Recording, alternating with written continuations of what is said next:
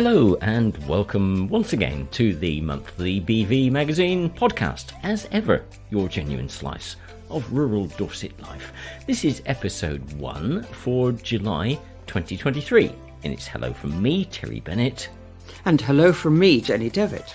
In this particular episode, we'll have a selection of your letters to the editor, including one regarding the podcast. Dorset farmer Andrew Livingston reflects on the issue of the pollution of our rivers and seas. And you can hear my final interview in our short series featuring Sherborne antiques dealers who've recently appeared on national television. But first, here's our editor, Laura Hitchcock.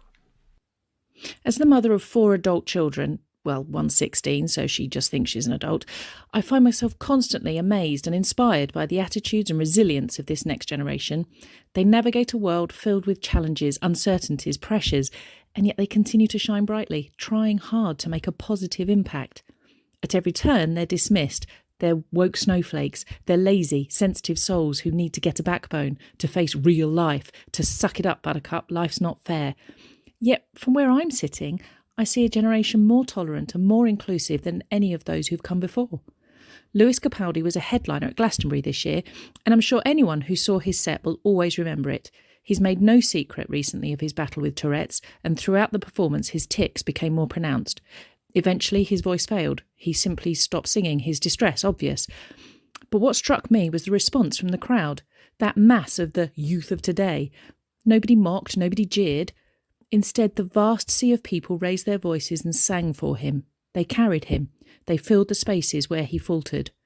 The acceptance, tolerance, understanding, empathy, compassion exhibited by the Glastonbury crowd was beautiful.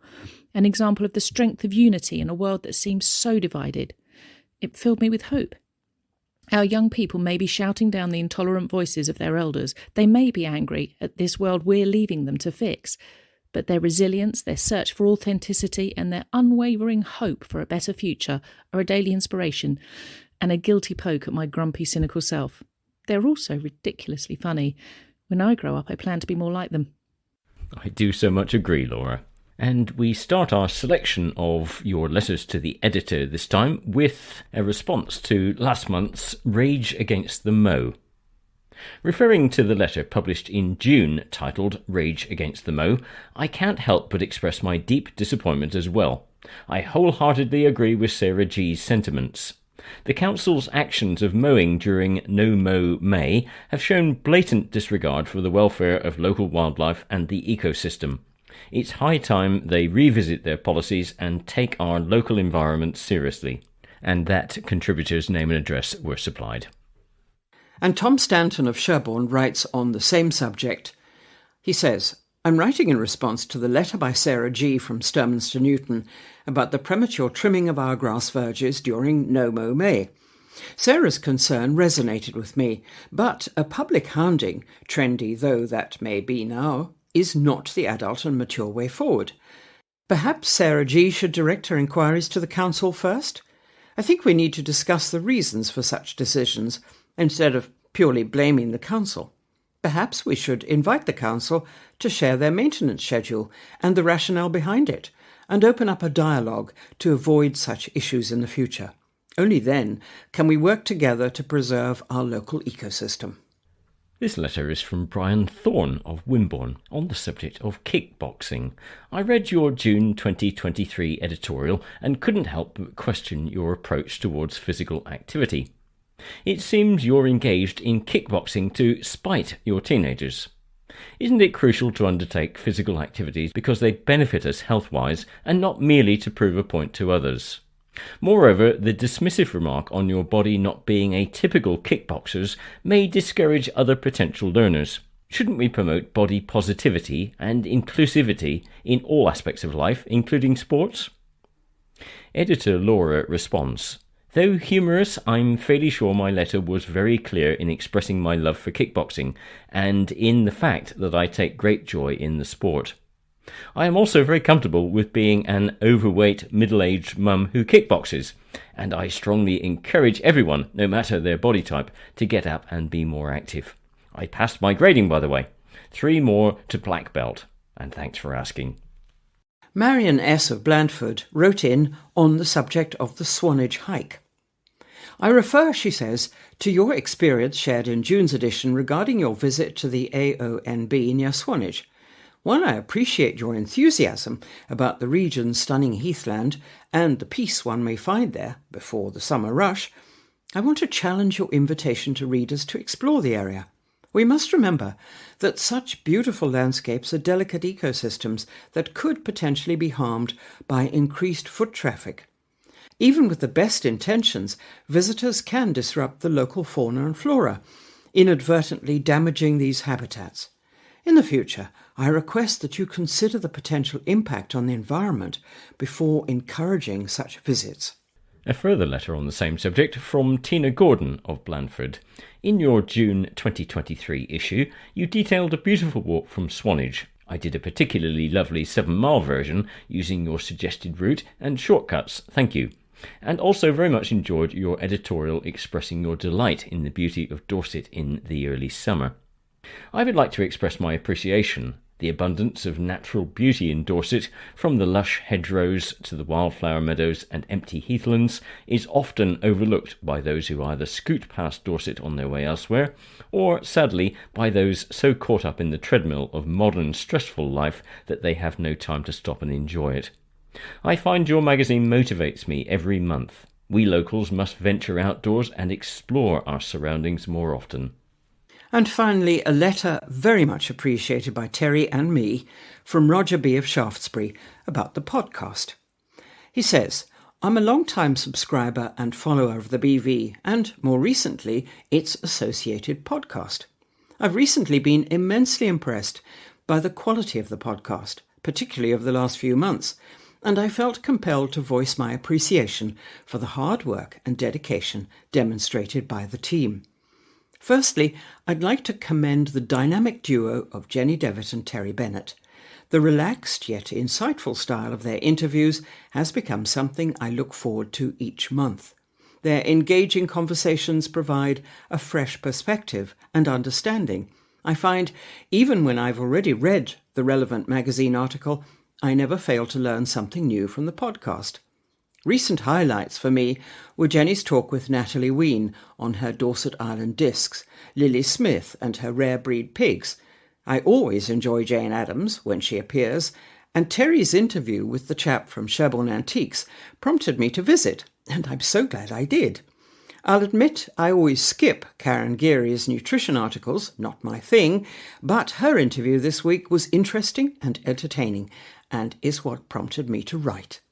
The podcast not only complements the magazine, but adds another dimension to the stories, making them come alive in a unique way.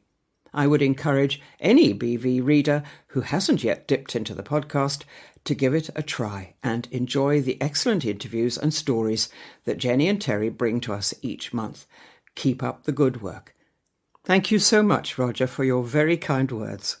And in very much echoing Jenny's appreciation, may I say that we welcome all feedback regarding the podcast, including any ways in which you feel it might be improved. Of great concern to us all, I think, is the way our rivers and seas are being polluted by the water companies' practice of dumping raw sewage into them. Water was privatised under Maggie Thatcher in 1989, and since then little investment would appear to have gone into improving and updating the country's sewage infrastructure, whilst shareholders' profits, bosses' bonuses, and water company debt have soared.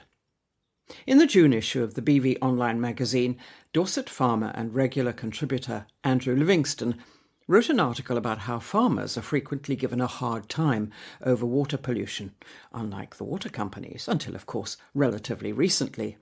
I said to Andrew that I personally found it rather shocking that currently almost none of England's rivers are considered clean, safe, or unpolluted. It really is. I mean, I grew up in a village called Hook in Dorset, and we used to always go to Maiden Newton and swim in the rivers as a child, but finding out what I found out over the last couple of months, I don't know if I'd let my children do it. It's horrible reading. It really is. And what's the main problem? I mean, what is the main pollutant in these in rivers such as the one near Hook that you were just talking about? Well, the main issue is in times of real wet weather where sewage companies are allowed to dump raw sewage into the rivers to stop their sites from overflowing as the water levels rise. But with the raw sewage comes so many additional horrific additives to the water, such as phosphates, which does massive damage to the ecology of the rivers.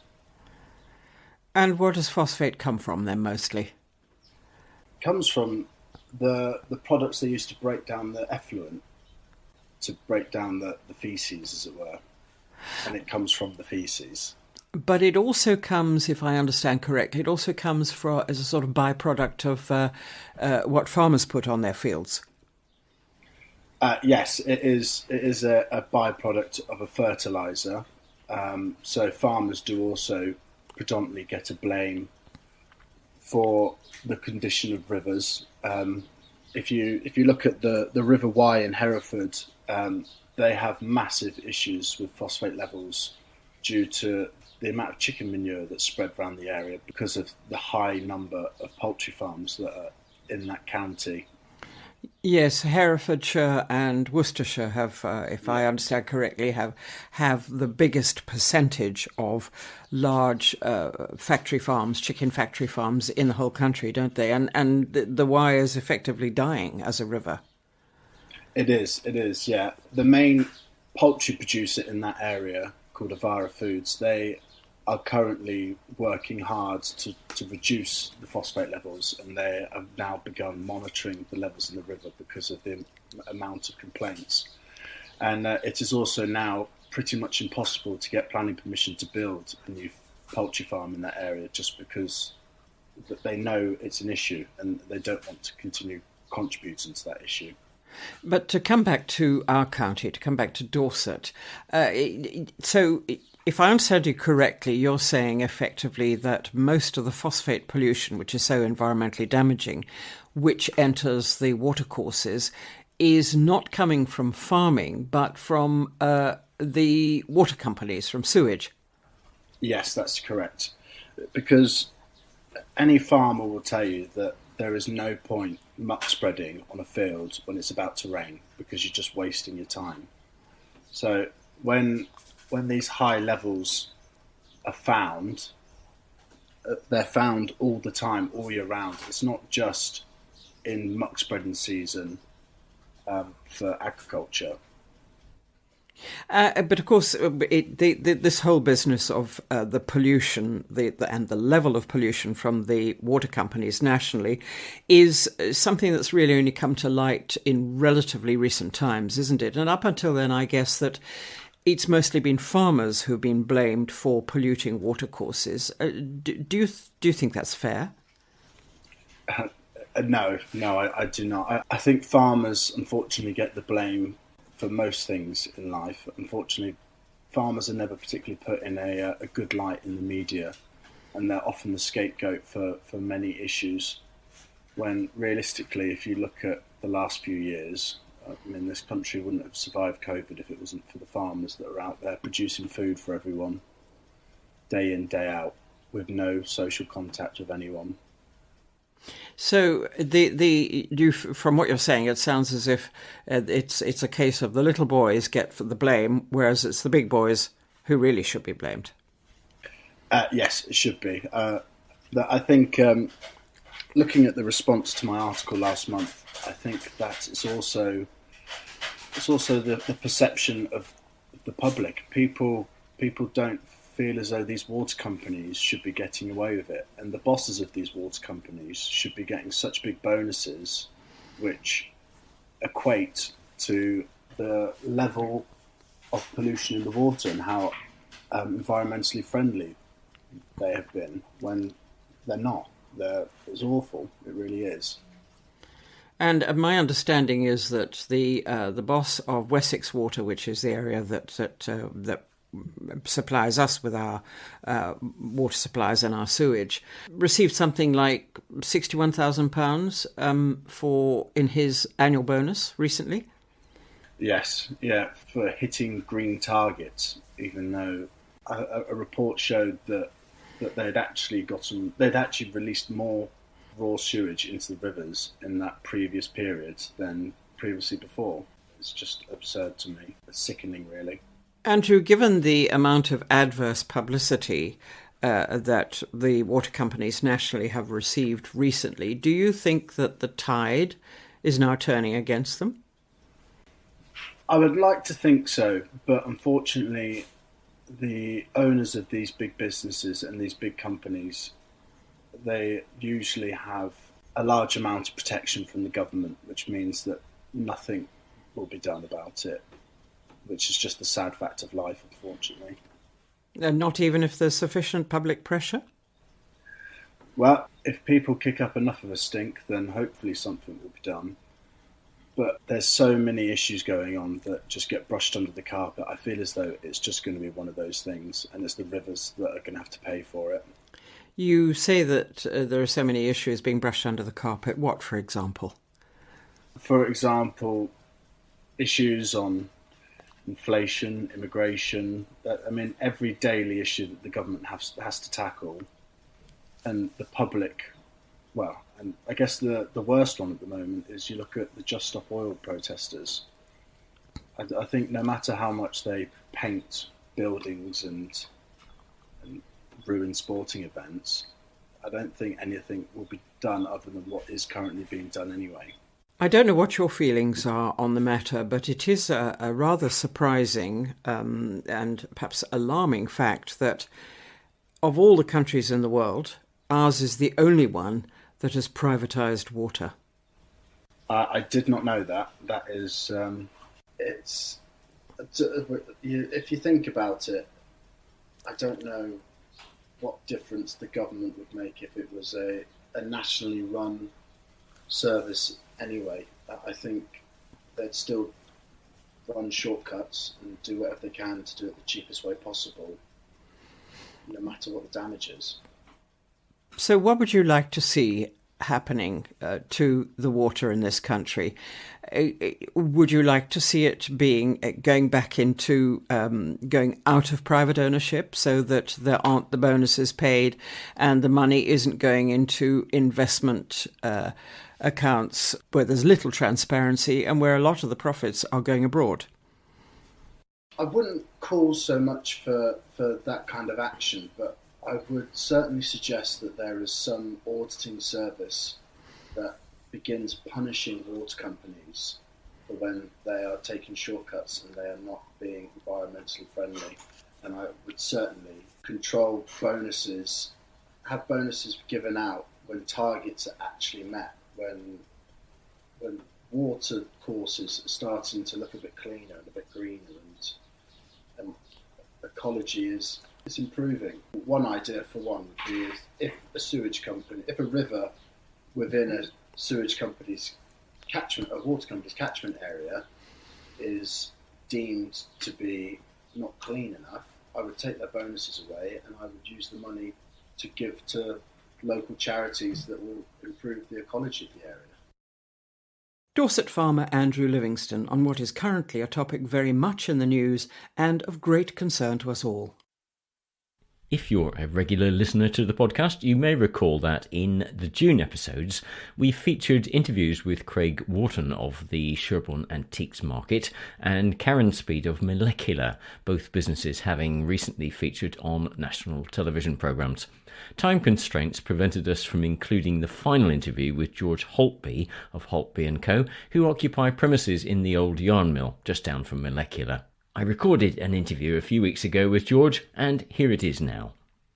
Just along from Molecular is George Holtby. And George, you have got another unit within the old yarn mills. How long have you been here? I've been here for about a year and a half. Yeah, last Christmas. And if I may say, you are on the younger end of the scale of antiques dealers. I think you probably bring the average age down a bit. I think the perception of antiques dealers is maybe a little bit older than me. But I'm 32, been self-employed for about 2.5, 3 years. And what's your background? You were up in London, I believe, originally, Yeah, so when I sort of first started, I initially worked in Newcastle for a few months and then got a job as a porter at Christie's, which is in South Kensington. I mean, that must have been interesting work. One imagines that Christie's in London would have a fair variety of pretty interesting things. Yeah. So Christie, South Kensington, where I worked, was the busiest saleroom in the world. So they had sales nearly every day. As a porter, you're in all the stores, you're in the warehouses, you're looking at thousands of lots a week, and some of that information kind of ends up soaking in by osmosis, really, and you just find yourself learning about things and learning about styles and value, what makes something valuable. And was that the plan when you went there? Were you hoping to get into antiques, or was it just a job and it kind of happened? I don't think I've ever really had a particularly good plan about anything. I think it was an organic sort of process, really. I used to see dealers coming in and viewing all the sales, looking at all the stuff, turning chairs upside down, and I thought that looked fun. I liked the idea of going around to different sales and buying something, creating a look, putting interesting objects together, and so the passion kind of stemmed from those early days. So it must have been a little bit of a leap of faith then, jumping from an employment effectively into self-employment and starting up your own. Totally, yeah. I mean, while I was working, I'd sort of been buying bits as I went along, which gave me a bit of a bolster when I started on my own. So I went self-employed and had quite a bit of stuff to sell to sort of set me off. But there's loads of other aspects of it, building a website, all the photography. There's loads of different aspects to being an antiques dealer which you have to sort of learn about. And then I guess taking the step and getting your own premises, as opposed to doing it from your garage or wherever you were doing it from, is another lot of overhead you're taking on. So again, you must be reasonably confident you're going to make a success of it. Yeah, I mean, you never really know where you are with it for the first few years of being self-employed. But before, I kept everything in our flat, basically. And my wife, I think, gradually got fed up with having our corridors full of furniture that we didn't particularly need. So getting my own premises was something I actually desperately needed by the time I got it. And these units down at the old yarn mills are perfect. They're bright, big, open spaces. You can kind of do whatever you want with them. And they're old, so they've got a bit of that sort of old industrial charm. I'd rather be in somewhere like this than a sort of new build office block or something. It's got a bit of character which lends itself quite well to displaying antiques. And what brought you to Sherborne? Is there a local connection here? Not at all. My family all live in Yorkshire. I kind of ended up here by accident for a job, which was the auction Charterhouse down the road where I used to work, and I just quite liked it and decided to stay for the long term. And tell us about the shop. You've got, just looking around here, lots of items of furniture, mirrors, lighting. I can see some books up the back there as a stag's head looking down on us, some old posters, some tables and chairs and one thing and another. Do you have a particular theme? What's your interest? I'd suppose the theme really is the sort of English country house aesthetic, really. Not exclusively. I've got things from the 20th century. I've got Art Deco.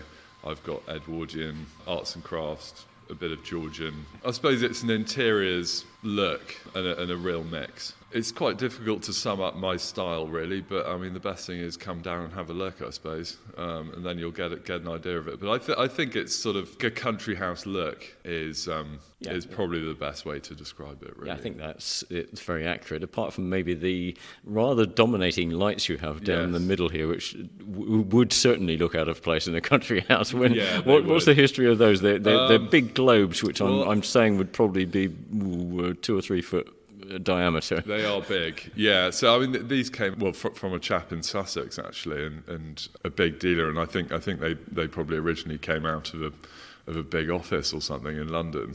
But they are sort of 1950s in style, but they're brand new. Yeah. And lighting is very much the in thing, isn't it, at the moment? Oh, definitely. I mean, you can completely transform an interior with lighting. If you've got nice furniture and then strip lighting, the furniture's not going to look very good. Does it? No. Lighting is key in a space. So, where do you go buying? Do you travel the country or do you do most of it online? Buy from the trade. I buy from auctions, mainly local auctions, but certainly not exclusively. I bought a table from Kent last week, for example. I buy from other dealers up north. So there's a bit of logistics to organise. I've constantly got carriers coming and going from wherever, and So yeah, and that's another overhead. So it's sort of, there are lots of different things to consider. I do like buying locally, really. It's easier. I like physically handling the things before I buy them. You can often be disappointed if you see something online, you buy it and then you get it. It's often not as good as what you expect it to be. So, and your own customers, do they tend to be local, or again, I presume there's an online business? Yeah, I mean, I'm mainly online, really. Yes, I mean, these days, antiques dealing, I think you've got to have an online presence, and I'm on about 3 different sort of antique platform sites who have got thousands of dealers on them, and they just have massive website traffic, and so they're useful. And then I have everything goes onto my own website, holtbyandco.uk as well. And I think particularly if you have a client like an interior designer and stuff, that they like to look at just your stuff all in one place. In my experience, so that's why it's good to have your own website as well, I think. And as we've reflected, you're young. What's the plans for the future? You obviously like to expand the business, I presume. Any particular angles on that? I think my plan for the future is just buy better and better things, really. You can buy cheap, not particularly exciting stuff all day, every day, which is fine. People do that, but I'd rather buy fewer things but better things, really. So I suppose it's sort of just gradually upgrading the stock is probably my plan for the future.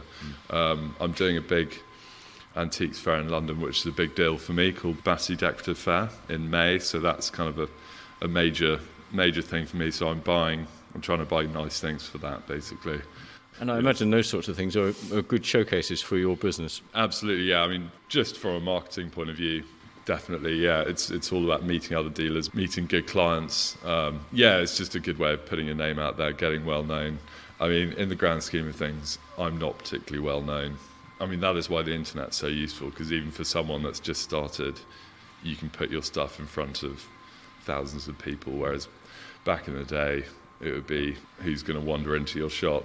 And if you're out in the sticks, no one's going to wander into your shop. So, well, George, thank you very much, and we wish you well with the business. We'll keep an eye on it, and maybe come back and see you again at a later stage. But thanks for having us here today. No, great to see you. Thanks a lot. And my appreciation goes to the 3 dealers we've featured in this series. Sherborne is particularly blessed with many similar antiques outlets, and all of them are well worth a visit.